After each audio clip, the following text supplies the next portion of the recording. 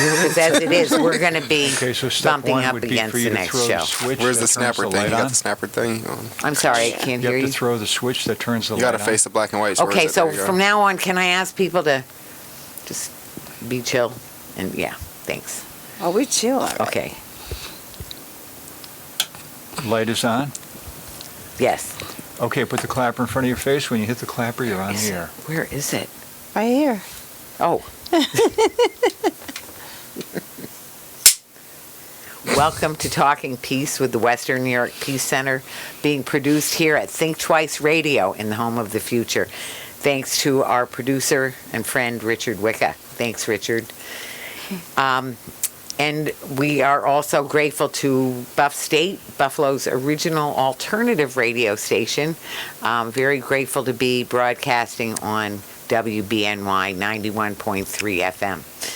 And we're here on Haudenosaunee land, so I just want to remind everybody of that probably most everybody in the listening area is on Haudenosaunee and most often Seneca land. That's right here in Buffalo. And as we remember their needs, their wisdom, and their things that they've taught us, that one of the things is the great thankfulness to Mother Earth, to all the creatures and all the elements that bring us into this world so that life can continue as originally instructed. So we'll try to do that, and we'll try to do that in this conversation. So today we want to talk about a really difficult conversation about youth violence and youth needs. So what do our youth need to stop the violence that's going on? So I'm very grateful to be here. I'll just with some wonderful guests. So we'll just go around the circle as I see them. We'll start with, as the Haudenosaunee do, start with actually the first person I see, Carriel Horne,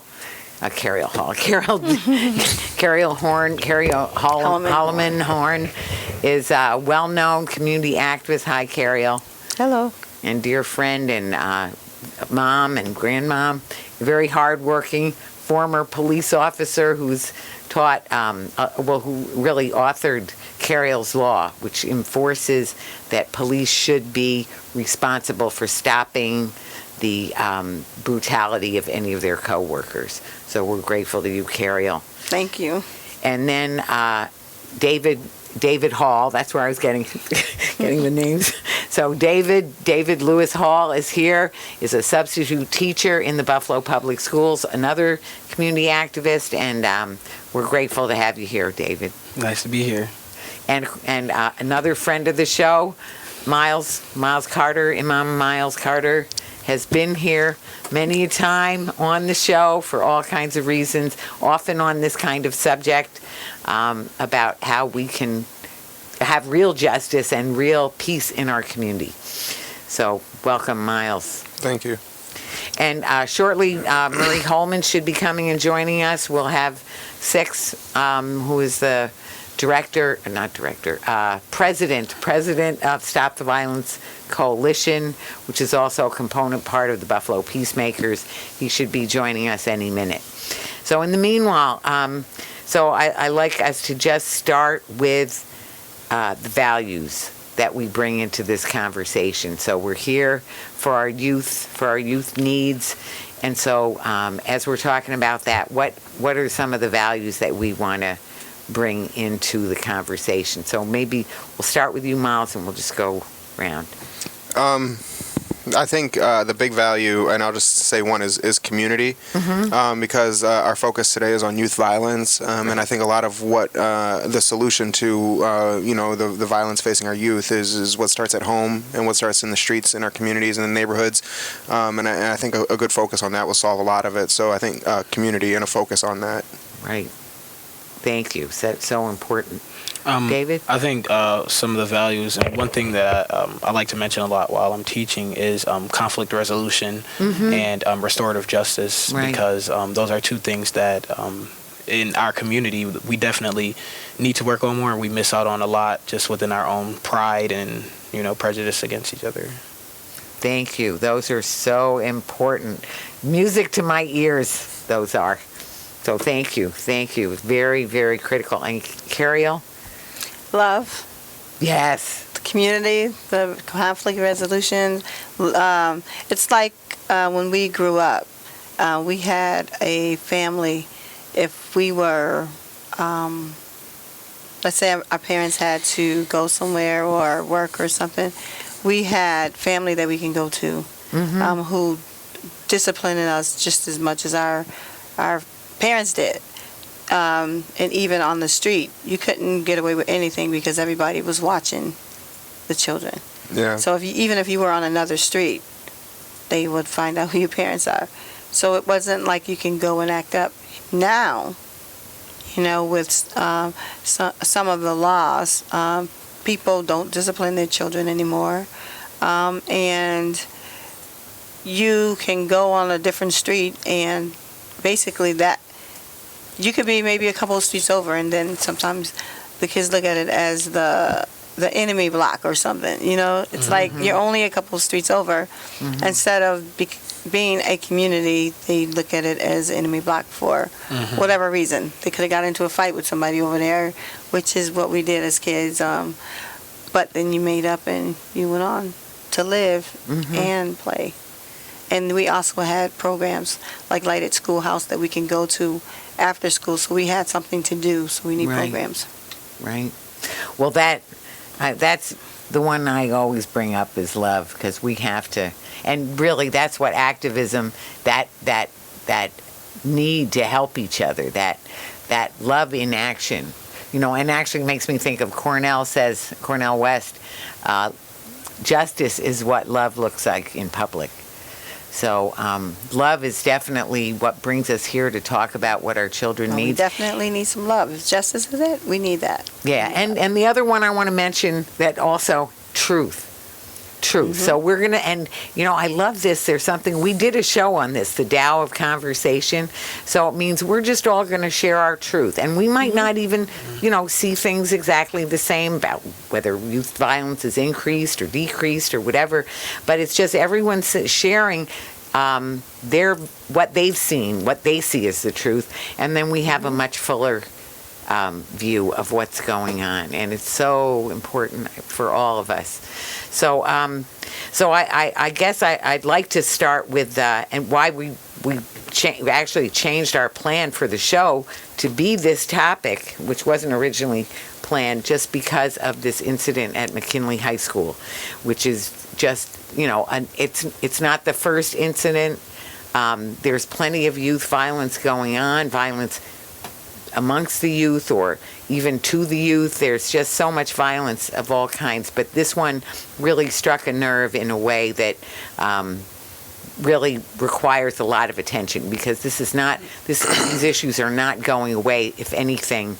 So let's just say, well, first of all, for anyone who's hearing, anyone who's listening who hasn't heard about that incident, anybody want to just tell what happened? Well, Myles was there before I got there. Yeah, we both actually showed up. Okay, then please. But from what I understand, there was an incident where there was a fight going on outside of McKinley High School in the parking lot. I think it was a staff parking lot. And I don't know if it was a student or an outside person pulled out a gun. And I believe a knife was involved as well. The gun was shot, and a security guard was shot, and a student was grazed. And then I believe another student was stabbed. And then they went to the hospital, and the school was on lockdown. It was like an active shooter situation. The shooting actually, from what I understand, happened about 20 minutes after dismissal. So at that time, like half the school, or a little bit more than half the school, was probably gone. And then the remaining students were on lockdown inside. And David and I actually showed up at the school because we had left court from down there with you, Carriel Horne. We showed up at the school, and we were talking to some of the parents outside about what was going on, and there was no notification that went out to the parents, let them know that the school is on lockdown for active shooter. So that was one of the issues that some of the people had, and that their communication was literally just coming from the text messages or phone calls that they were receiving from their students that were inside the school. So I think that was a bit of a problem for them. But I do want to say that this wasn't like I don't think this was like a school shooting in the sense where we have seen them in the media where somebody goes into the school and starts shooting, and it's like, oh my God, like what's going on? I think this is more of an incident where there was some violence that was probably going on in the community that spilled out into the school parking lot, and that's kind of what we saw happening out there. Right. Now, Murray Holman has now joined us. I did announce that you were coming. Thank you. So Murray who is the chair for the Stop the Violence Coalition, which is a component, a vital component of the Buffalo Peacemakers. And now, Murray, were you also there? I was there. Actually, we were doing safe passage. We have like 5 different high schools that we do safe passage with. Right. And during that time period, a call went out to us that, it was something going on at McKinley High School. We wasn't clear on what was going on. We didn't get an Amber Alert. We didn't get none of that type of stuff that usually is supposed to go out when incidents happen like this. And then some parents did not get their phones to, come up with this information as well. So the ball was dropped on a lot of places, but we were at McKinley with our peacemakers being there for safe passage, and they usually be on Elmwood and Amherst. Working that piece there, making sure the kids have safe passage. And then there are boundaries that the peacemakers had that we would not go in front of the school because I can say it this way, when you have issues with unions and people that don't want us around there, and that can come to play.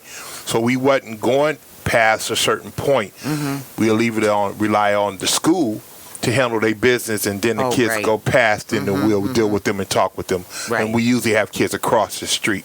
Some of our peacemakers and our individual organizations across the street. So that's how it will roll out. So it's like during dismissal, yes, you guys are across the street, but not at the school. Right, right. Because of those boundaries and those union issues of somebody that don't want us there because we might be thinking that we might take their job or whatever, you know what I'm saying? That politics and politics, that type of stuff. So that stuff happens now to the point that we are unfortunate to have not just the shooting, but a stabbing as well, and a fight. And so we got everything all in one. Right. Threw at us there at that location. And to the family of the young man, I pray for him to get well, and also to the security guard and to the students of that school and to the teachers. So everybody is hurting with this whole thing here. Sure. Definitely. It's just like a big snowball what we just went through. Now it's hard, and how do we crack through it to make it just melt away? It's going to take some work from shows like this and activists as yourself and young activists. You always hear me talk about you guys here. I always say it's in your court. You know what I'm saying? I only can advocate and not be bound up by somebody telling me how to speak, but work with you guys and make it work on that level.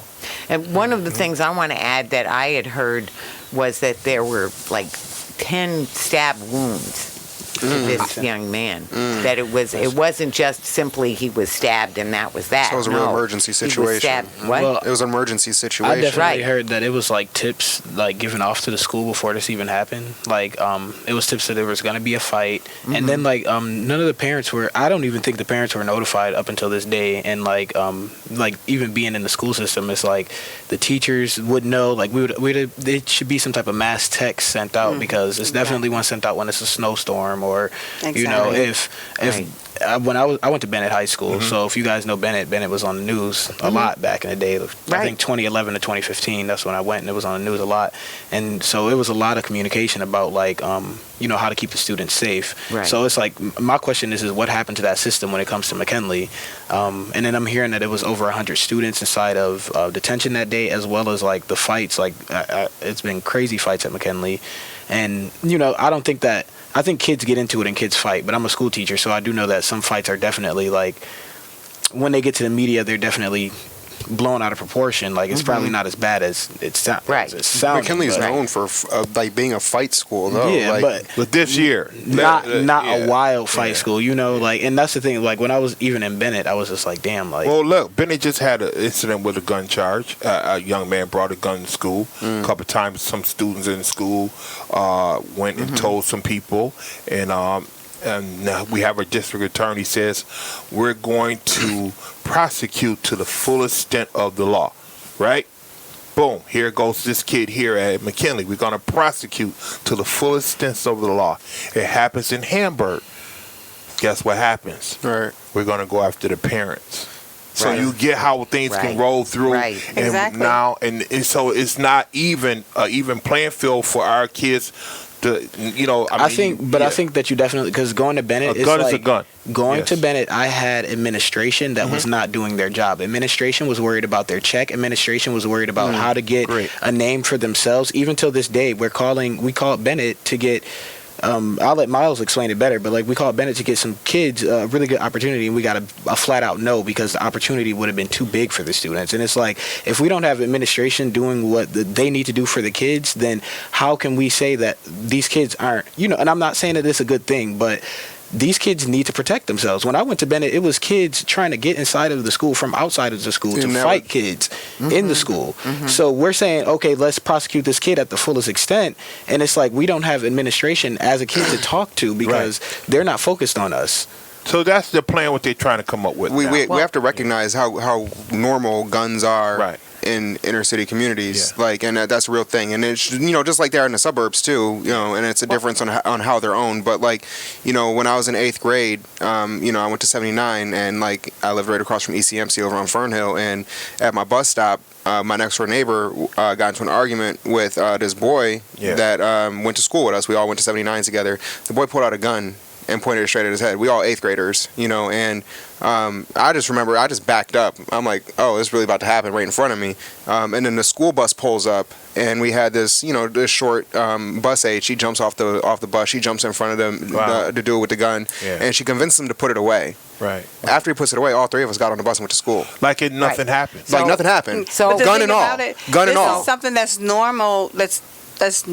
Normal, even though it's not normal. It's normal, Right. Because these kids would rather be caught with a gun than Without it. without. Yes. And the thing about it is, when somebody said to me, the first time that I saw a body, I was like 7 years old, or the first time I saw a Right. dead person, I said, it didn't get me that he said 7 years old. It was the first The time. first time. Because it's like, well, how many times have you seen this? Yeah. Right. It's wild. And these kids are going through all of this trauma and not receiving any help, and then the DA says Yeah. we're gonna prosecute them to the fullest extent of the law. Yeah. Well, And look what everybody, happened like after. I said, with my son, Right. Yeah. and the reason that That's I'm bringing what I'm this up talking- because this is important, Right. that my son.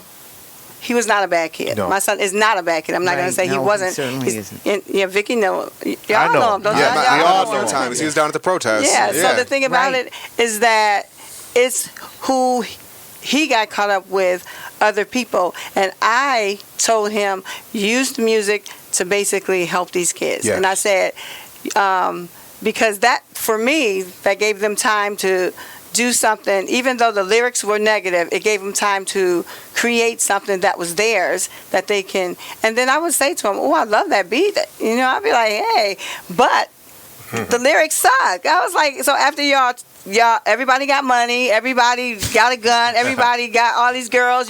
So I started going over what their lyrics were saying, and I was like, so now what y'all gonna do? Like, y'all need some new content. I said, because I hear this all the time, and this is Played out. garbage. Right. Played out. So that was my way of getting them to think a different way. True. But the thing about it is that when I realized like this was like a bit more than what I can take care of, that's when I reached out to Pastor Giles. Yes. But that's when the programs were shut down because of COVID. Right. Right. So now here it is. I'm like, What are you? well, gonna damn, do? what am I supposed to do now? Because Right. so I basically tried to keep him engaged, and then I had my son go to Texas with his dad. Yeah. And then he's like sitting there doing nothing. So he was like, I'm going to get my license. I'm going to do this.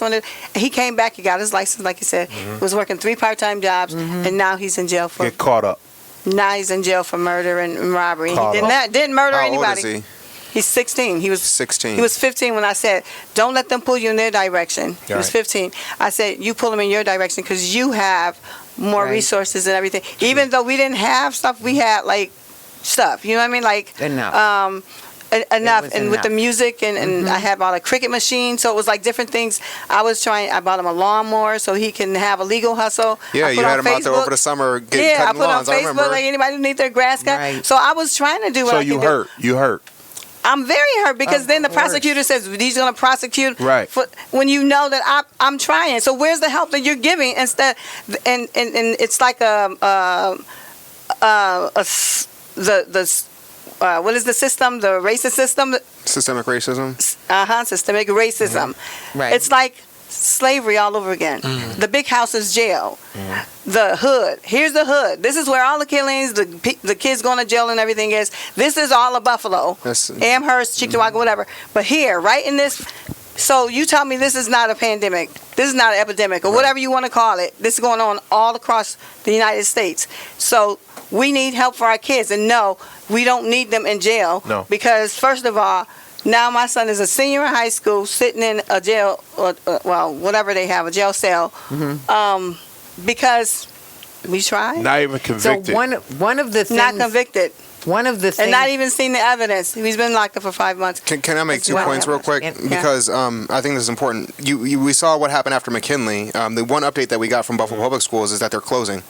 Right, is that they're switching to online. closing. They're switching to online education following the violent Why? incident that happened. Why? Right, this was one of the updates that came out, and then you have other community programs that cater to high schoolers that closed, like Westside Community Services. Yes. They closed their community program. So everybody can close down, but then the kids. This these is kids this have is to be the issue is that responsible. now you have this act of violence. The entire community, and again, this is part of the problem because they're not being run by black people, right? Mm-hmm. Because we understand our community, we understand the needs. They're being run by a lot of they're run by Caucasian black people people, that are but running these 501c3s. They're shutting your program down. They Yeah. shut it down Well, during COVID, yeah. right? Although, COVID. can I- But no, this if I- wasn't due to COVID, right? This was a knee-jerk reaction due to the violence that happened at McKinley High School, and the Westside Community Services closed. They closed their program, and other programs So- that But cater to high schoolers closed as well.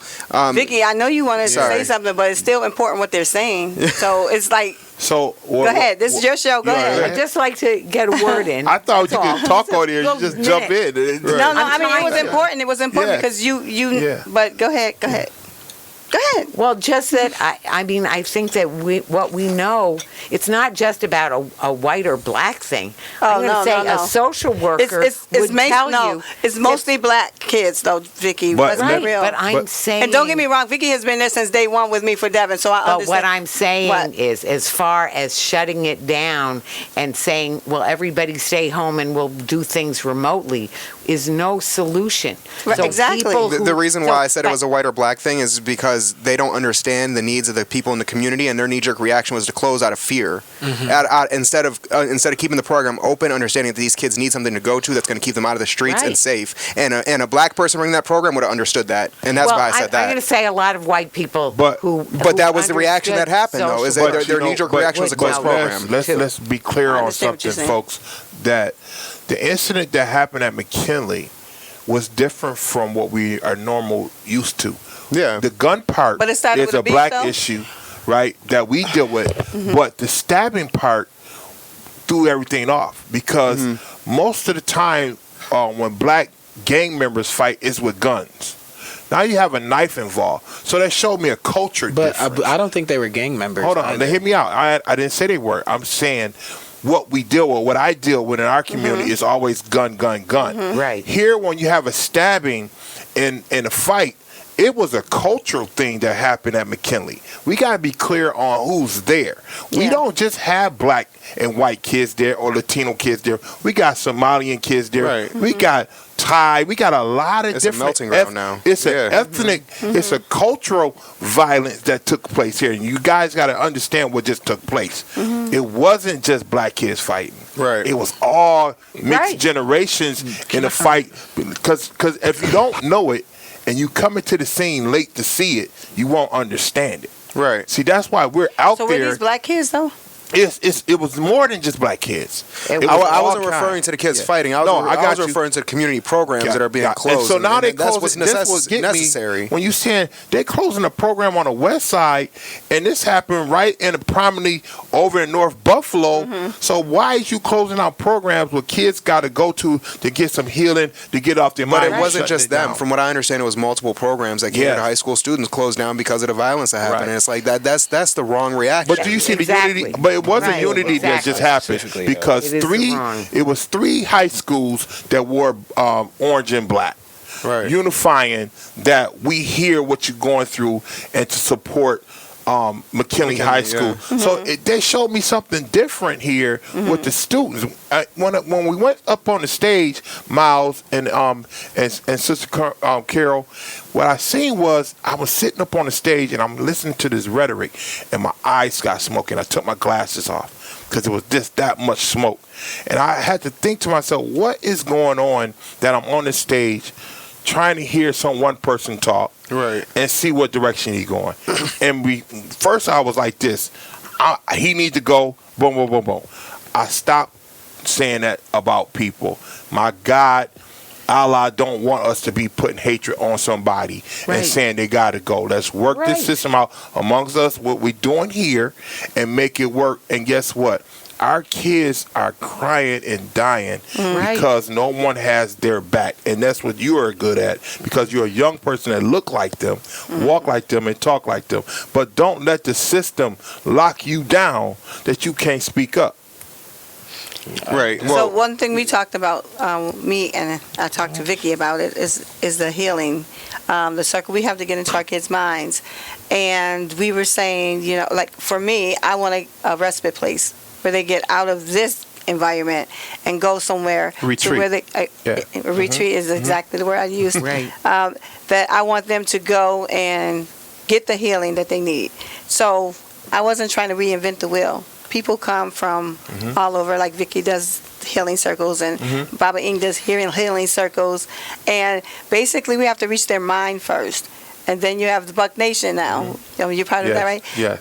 So it's like working with art. Yes. Me, I was trying to do it through music because that's how I knew I can get them.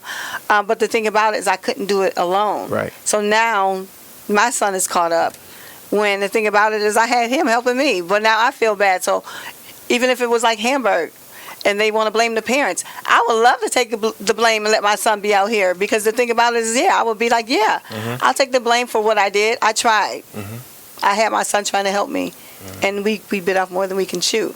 But the point is, so I started a company, but I have to get my business plan in order because I don't want it to just start something and not follow through. But I want everybody else to keep their organizations that they're doing, but bring it all together. That's what I want to do, is bring it all together so we can say, listen, Monday, Tuesday, Wednesday, this is the calendar, this is what we have, and they need to know how to get there, and they need to be paid for the things that they're doing because they want money. You get a certain age, you want money. My You don't want to program- go to your mom Yeah. or your dad. And We some- gave up $700 every 2 weeks for the program. I had 59 kids. Was dropped. Actually went to county legislator Mark Carson. He called me up during COVID. He said, "What can we do?" And I said, "Well, I need to meet with your team of people and put a plan together." And out of that plan, he backed it, Myles. You know what? He said, here's the money, here's the funding. Let's get this done. So during that time period for 17 weeks, we had 59 kids throughout the city. I placed them right through Erie County, and they worked. They was at the church. They was going to different churches. They was going to mosques and helping. They was helping out all over the place, and it worked. And it was getting $700 every 2 weeks.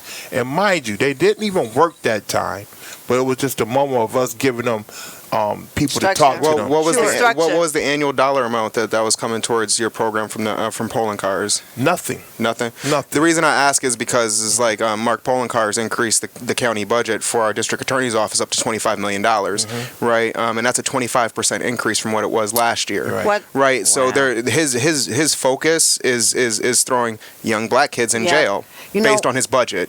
So they could work with the community as much as they want. But it's in the numbers. They're focused on putting us in jail. It's different when I walk up to him and talk to him, and he gives a Stop the Violence Coalition and the Urban League. So what is he going to do on the back end? Because all the money is going to the jails. The back end is that I just told you. We just saved 59 young men and young women's lives. Okay, and it's important that we stop trying to figure out what the back end is and work with what's in front of us. Because Carriel Horne, because Carriel Horne came to our church before this happened to her son.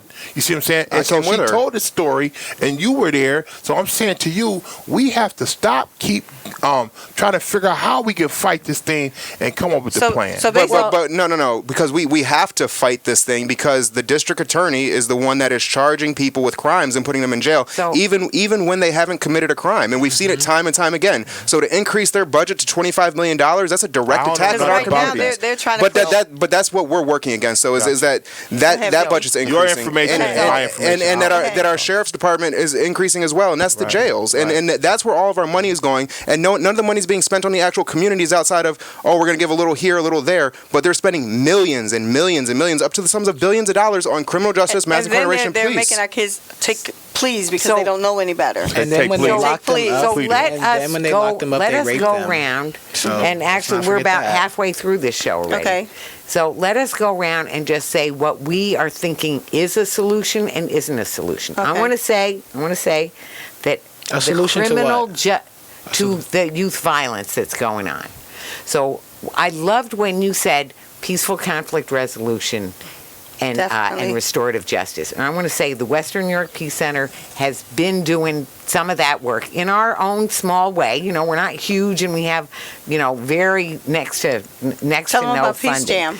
Peace Jam is started with Nobel Peace Laureates, and it's about leadership, studying peaceful conflict resolution, nonviolence, how to, identity, social justice, all of those things that give kids something to believe in. So what I want to say is the thing a social worker would say, it's not what's wrong with you, it's what happened to you. So we see it snowballing like this. The increase in injustice in the community that they see, the increased threat and existential threat, in every kind of a way, from day-to-day violence in the street to just people driving like maniacs to the climate catastrophe already clearly going on. And I didn't even bring up the military and, all of the things that people think aren't related, and yet might is right. If might is right for the government, then people feel like, well, might is right. Hey, I'm on. That was going to be my point. We were built on violence. Like that's this entire country was built on violence. It perpetuates violence. Our budget is on violence, and everything we spend money on is on violence. But if we want to turn it around, so what I believe is we have to study nonviolence. We have to be the change. We have to help with the healing, and we have to work together. I think it's easier said than done, because it's like you're saying, like, we have to study nonviolence, and I advocate for like restorative justice and all that. Like that's what like my my degree is built on restorative justice. But then it's like, on the other hand, it's like I say that, then it's like I look at it and it's like we literally have a list of police officers that have raped and killed people and that are still working for the force. And then it's like, what do I do in that situation, or what do I tell my students who?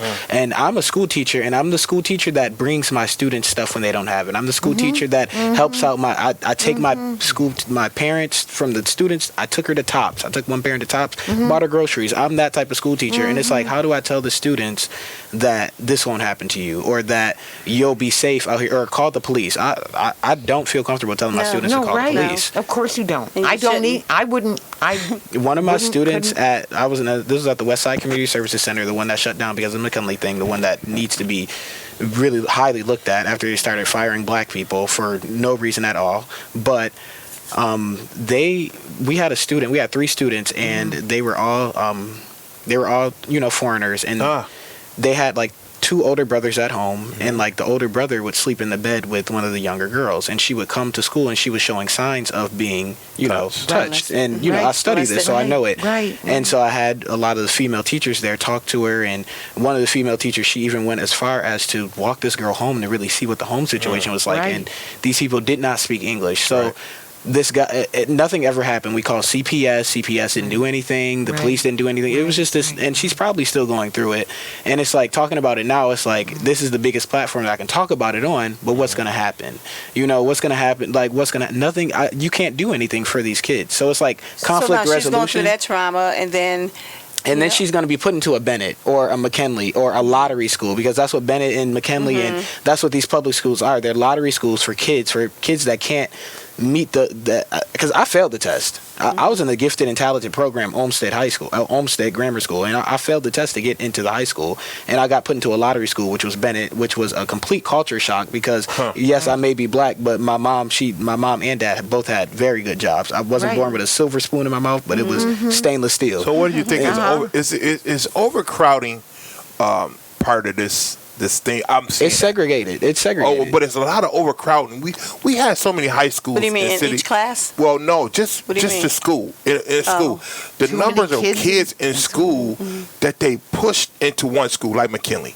Where are the I mean, refugees? Kenmore East had 42 kids in a class, and this is when my sister was going there, and so- they didn't have police coming there, and they But didn't have kids fighting I'm there. not and all asking that about other police. stuff. I'm not But- asking. I'm No, asking he's the basically question. saying... Like the overcrowding isn't not necessarily basically like saying overcrowding, like he says, not the problem. And even when you go to foreign Mentality.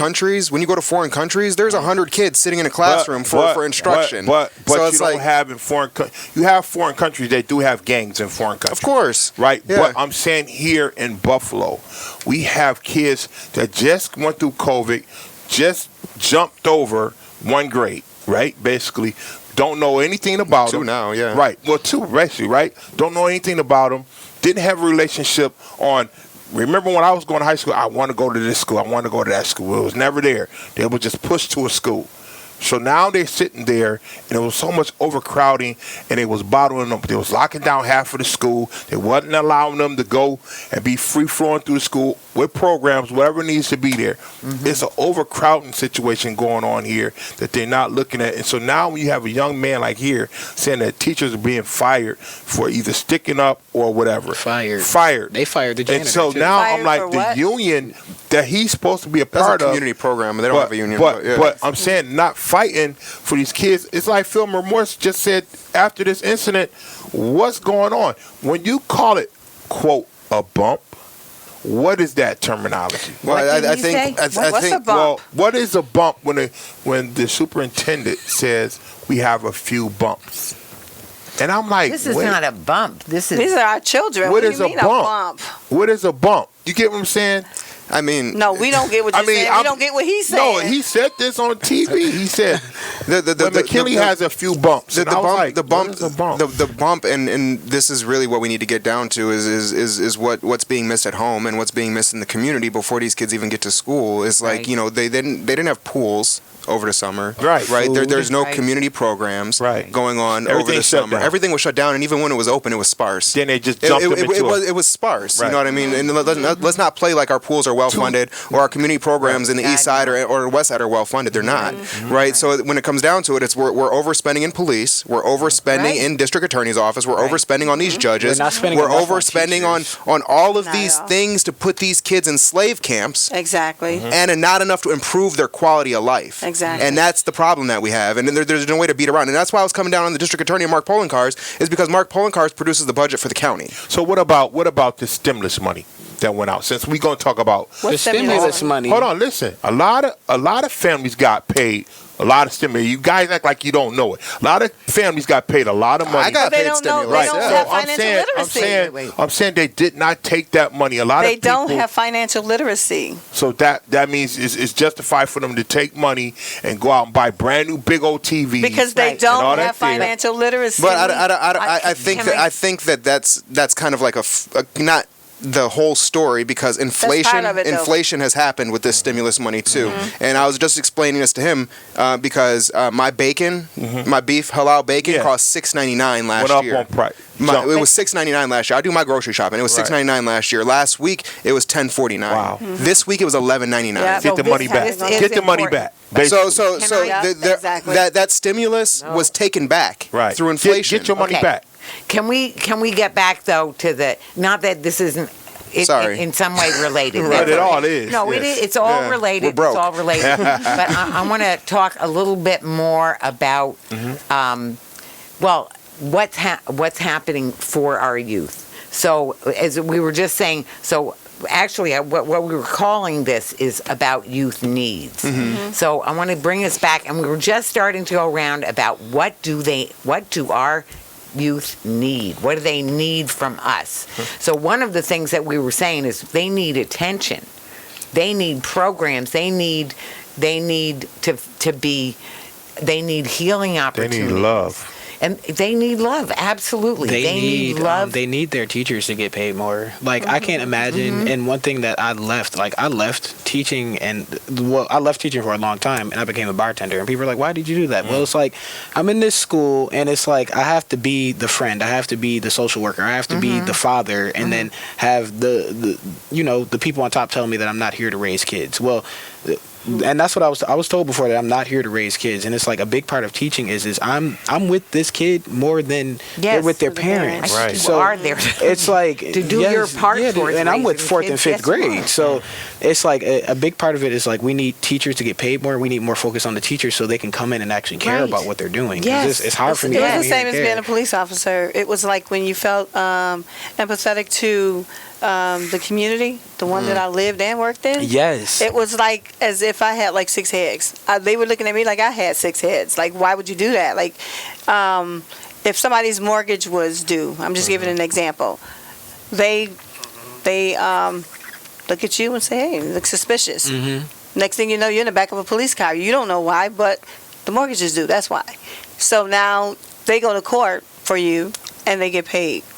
So it's like the community is a commodity. And a lot of people were getting locked up for no reason. Just because you fit the description, which is black male, dark clothing, medium build. 6, you might not fit the description. You're a little tall, but y'all going Well, down. he's too tall. And then the thing about it is, No, I'll still they can get say picked up. black male, Yeah. dark clothing, medium build, but then y'all both will get picked up and y'all both fit the description. So it's like the people in the hood are the commodity. Then you have the overseers who are the police. And basically, like I said, the big house is prison.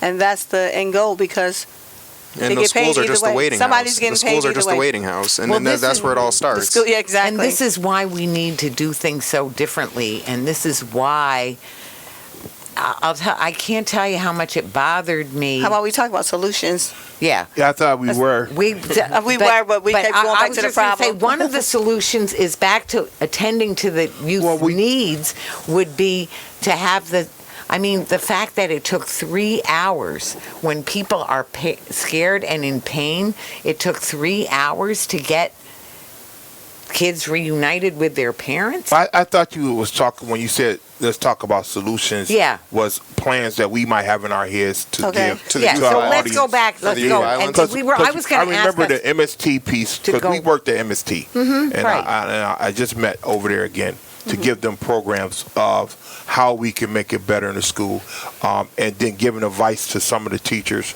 on they need to be advisors, 10 minutes to each student or whatever. So some solutions go out there. Coming back with the plan what we did with you, Vicki, with the music instruments, Sure. things like that. They're just not trying to be there all day, but just go there once or twice out the week and build a relationship with these kids, and then they get trust us. And now these teachers don't fear for their job, or the security don't fear for his job.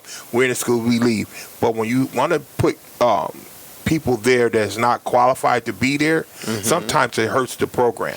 But It when you hurts the say not program. qualified to be there, Well- I think that somebody that has Because I can bring in a guy that committed murder, right? Into the Right. school, right? So that's that's- not saying he's not qualified to be there, Right. because he has a story to tell how he got there. I'm saying some people go in there with an agenda to throw off the agenda, and we have to be careful because our kids are smart. This is Sure. the smartest generation that ever had lived on this earth, and they so smart and they take it in. But when you say a solution, adopt a school. You know what I'm saying? Adopt a school, whether it be in Buffalo, whether it be in North Tonawanda, wherever it be, adopt a school, because guess what? They waiting on it. They don't have the answer. We are the answer. The community is the answer. We have not talked about what we just went through with the George Floyds and all that there, all the protesting we've been through and all that, and all of us been through it, right? But it's not being talked about. The African Culture Center has on a play right now that nobody knows about, right? They're putting on the play talking about Trayvon Martin and all that there, and it's going on right now at the African Culture Center. So we should be there as well as bringing kids there to see it. And I went to MST and I said, why don't you just get a bus and take them over there? You know what I'm saying? Put them on a bus and let them see this play. It ain't about the money. Pay if it's a fee, whatever, to make it, y'all got it. Exactly. Let me tell you, the school board got more money than City Hall. I know it. And so why not use some places to take them into places that they can get something out of it? Taking them to museums. Stop letting everything be locked up saying it's not there, but yet still these kids are hurting. So that's one solution. Yes. Dr. Vine's coalition is going there. I can't be there every day. I'm like Myles. I got 1,000 things going on. Right. Get pulled in all directions. But if I can bring in a young man like him and a young lady to go ahead and do it and know our language, and guess what? And understand that respect comes. Right. Whether we get through this or not, respect comes, we can be all right. So MST is one of the schools I've been working with. And then it's other schools. Now, in this plan that they have in there South Park, they got Burgard, they got McKinley, they got iPrep, and then they're supposed to have Riverside. Right? So That's the Adopt a School program? Yes. Okay. So now you're getting it in a nutshell where it's going to be and how they're going to run it out. Bennett wasn't in there. You see what I'm saying? I'm like, wait a minute. They got MVP that's working in the basement. Y'all got to look at Bennett. But I'm just saying, it's a school, but if they're not going to do it, then we have to say, whatever schools that's left, I don't mind going to another school to work it out. We can have the churches adopt the schools. In North Carolina, there's a program called McPie, but it's a federal program. But anyway, in North Carolina, it's called McPie. They have I'm just going to say 20 programs. So my granddaughter was in the robotics program. The point is they have all of these different programs, and then they have programs for the parents. Right. Because we also have to look at the parents too. So the church adopted a school, and then on I think Tuesday nights, that's when the kids went there, and they would do the program or whatever, and it was you got Mount Olive right across the street from MST. Right. So the thing about it is the Northern Corridor down. But that's okay, because what we can do is we can ask them to adopt a school, and any church that's in the area of a school, we can ask them to adopt a school, and we can start off with one and keep it moving. Elam Bennett. Yep. So the thing about it is that at that school, I didn't know my granddaughter was in the robotics program. And then when I went there and I saw what she was doing, I was like, I didn't know you were in this program. Cool. So where's the question when we go home, and I'm learning this now, that most parents are not asking their kids what happened in school that day. Okay, but sometimes some parents are at work don't too. eat with their kids anymore, and but, it's but that's why we all have to do it as a community. Just like Big Ma used to keep all the kids, and Big Ma didn't have all the money, but a pot of spaghetti fed a lot of people. Right. So that's what we have to do. We have to quit talking about what we don't have and just get people who are going to do these programs and who's going to help and who's going to volunteer. And yeah, we need money, but we don't. We need money, but if we don't have it, we learn how to work without it. Right. Well, I've been going all of these years with a little bit of no money. But the thing about it, I'm still here. Yeah. Right. So quit talking about, well, we need this, we need that. We do, but at the same time, collectively, we can do it together. We can be like, oh, what you need? $20 for some bread? Okay, I'm gonna cash app you. Point is, we can do it. So we got to quit talking about what they got, what they not giving us. All your money, so they're gonna tax you at the end. I ain't got no money, but the point is, I'm just saying. Well, I hope I get it. But Eventually, the point is that we have, for so many years, have done it without money. Yeah. Right. So if we just come together, we can do it. Quit talking about, we need this. We need people who just want to do it. Myles than me and you, Carol. Myles, them are younger than me, so y'all can tell me if y'all think I'm wrong. No, well, I was just sitting here. I don't go to church, so if you don't have to go to church. If the church is running the Adopt a School program, I'm gonna miss out. So it's we got to figure out a way to get. Why would you have to miss out? Well, I mean, because who else? How are they gonna reach me? What do you mean? How is the church gonna reach me to let me know what program's going on? I'm going to reach you. That's what I'm it saying. doesn't have to but be, it's, sure. there's got to be a bigger community focus. I think that Yeah. focusing on the church as the problem, Sure. the problem solver for the black community I is was, what's I gotten was us in the telling you wrong what place. the program is in North But- Carolina, and that's how it could be here. Yeah. So, But I think you're right where we need to be involved in that sense. I think But the point is, we just need to do it. We need to Right. just stop saying what the problems are and just do it, and there's then we two figure parts, out. right? There's Uh-huh. there's the community focus, and you got to be focusing your house, right? And this is just one thing. Mm-hmm. You know, eating one meal with your kids once a day, you will be able to find out so much about them. Exactly. You will be able to find out so much about them. Right. That one meal, you'll see what their eating habits are regularly. So if their eating habits are off, you already know there's something wrong with them. You know what I mean? When Right. everybody takes their food and goes off to their room, you don't know what's going on. Exactly. When you're sitting down in front of each other, you know this one eats a lot. Take This the one, this one's tablets, take finicky. the phone. This one takes a little time. Yeah. You know what I mean? All that happens, right? So you're Exactly. sitting there, you know, okay, you're not eating a lot. What's going on? You know, what's the problem? You can really get into the issues that are going on with your kids, and it's deeper than just seeing them and pass by. Well, you are absolutely right, but sometimes some people can't do that because they're working or whatever. So I got that's you. why somebody has to do it. Somebody's got to do it. But I'm Right. saying, like, there's at least one point throughout the day, I would say, where 90% of the people are at home with their family. At least for an hour out of the Especially day. with COVID, 'cause they and it's working like at home. I'm not accepting anything less than that, because I feel like we make a lot of excuses for ourselves to say, oh, we're out doing this, that, and the third. But those same parents that you say are working too much, they're the same ones that'll sit there and have a whole cipher with their friends in their room while their kids are outside watching TV. Well, let me so say it's, this. it's about prioritizing those things Well, and let me making just sure say, that like my daughter, for instance, she she works nights, yeah. and then she comes and get the kids and she takes them to school. So during that time, she can have a conversation. But the point is, they're left with me. Right. So I can interact with them. So just Right, so if when I grandma or Right, mom that's or why I said dad somebody, or or the- right. Or the neighbor. Right. the or family the imam. family is broken because nobody's spending any time together. Mm-hmm. Everybody's got their phone, they off in their room, they're not doing anything together. You You're don't know what's right. going on with your people. Like and that's the same thing with the kids. They sit and spend 4 to 6 hours a day on the game. Can I change the topic for a second? So, like, Sure. one thing that I would love to see from parents is, like, more support. Like, being a school teacher and having to bring some of the things, like, up to the parents.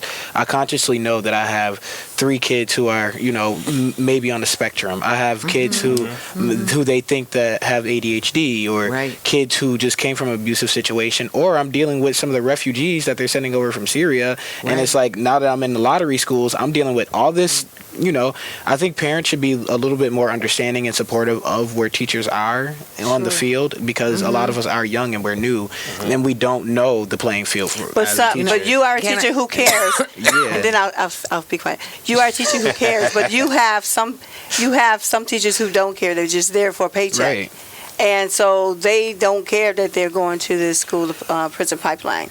So, So we need more people like you. So we need more people Thank like you. all of you, that's for sure. I want to say that we're getting close to done. We have about 5 minutes. Okay. So I think, when we want to think with an emphasis on what people can do, either, ways that are already set up, or, just sort of final words with the emphasis on filling our kids' needs.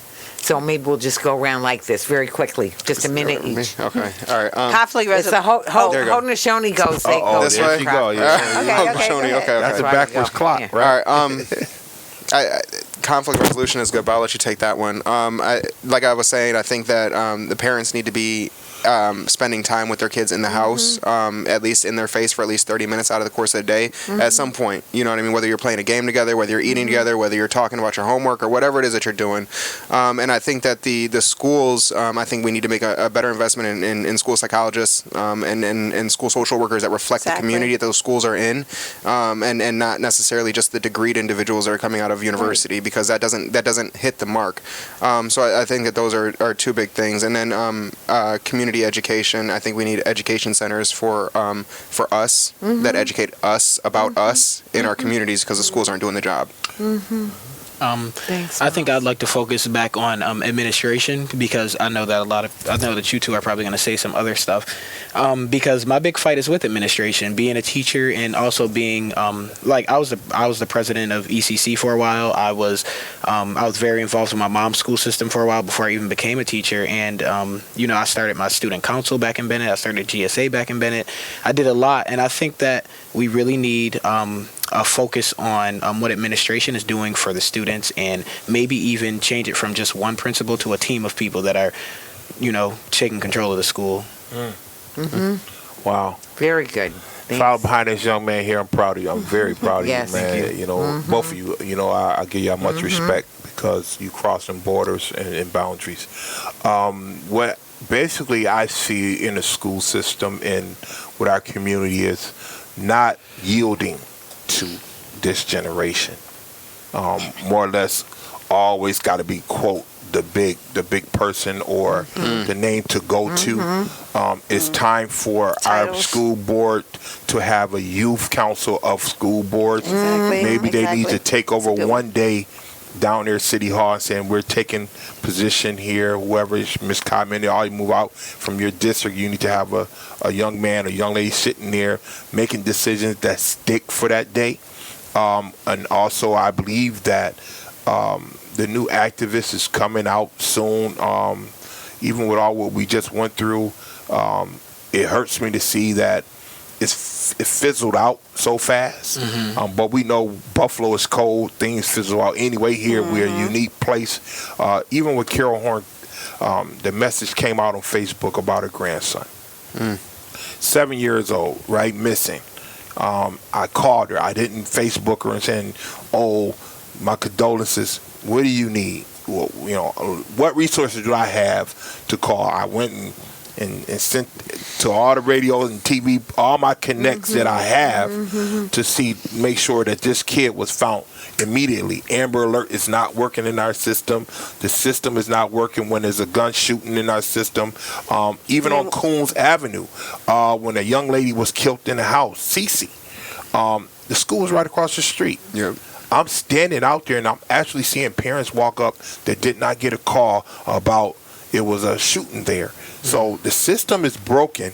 And then when we say, you know, such and such got to go, such and such got to go, and such and such got to go, if we don't put these new people in place with these degrees that y'all have, then they want to give you $19 an hour when you should be making $70 an hour. You know what I'm saying? Because the cost of living is going up and all this, what you were just And talking they're about. paying somebody and that. they're paying, and when Paying the it. school board gets all this money, more than City Hall, More than here we exactly. go. This is The what school we board have to gets the start most. talking about. We ain't changing the way how we get most. down, but we Yeah. got to make sure we know what we're talking about. Thanks, Murray. Yes. Yeah, we didn't even talk about Me, that. I feel that we need to work with the justice system because they just want to put our kids away. And I'm not going down without a fight. And like I've said, the officer who investigated my son's case is the same officer that was indicted with Gregory Kwiatkowski, Raymond Krug. So Wow. he didn't get found guilty, but he was there. And the boy testified that he was the one that shot him. But because you get off now, all of a sudden you are still back on with 2 excessive forces on his record. But now you get off and you are a detective and now you are able to investigate my son's case. What? You think that's not a conflict of interest when you got arrested with the same person that assaulted me? We need a show for that. We need a show for that. Yeah. Assaulted me and you've been abusive as well as your brother. So now you're taking our kids. And as much as I've said that my son has tried to help me help these kids, you're not looking at that. You're just looking at it's my kid. You know what I mean? And so now it's like I have another fight on my personal. hand. It's personal. But I don't want to have to fight, but I have to. Yeah. No, of Because I'm course not you just do. doing it for my son. I'm doing it Right. for all of our kids because it's happening over and over and over and over again. Just like with the police department. I didn't have Right. to fight for that, This is but John it's Walker happening all to over. other officers. I'm going to say. So the point is, we need to deal with the justice system when it comes to our kids because we can help our kids. Absolutely. So this is Talking Peace. I'm so grateful to you all for being here. We're going to make Thank it you, happen. Vicki. We've been talking peace, and together we are talking peace in truth and love. That was such a good show.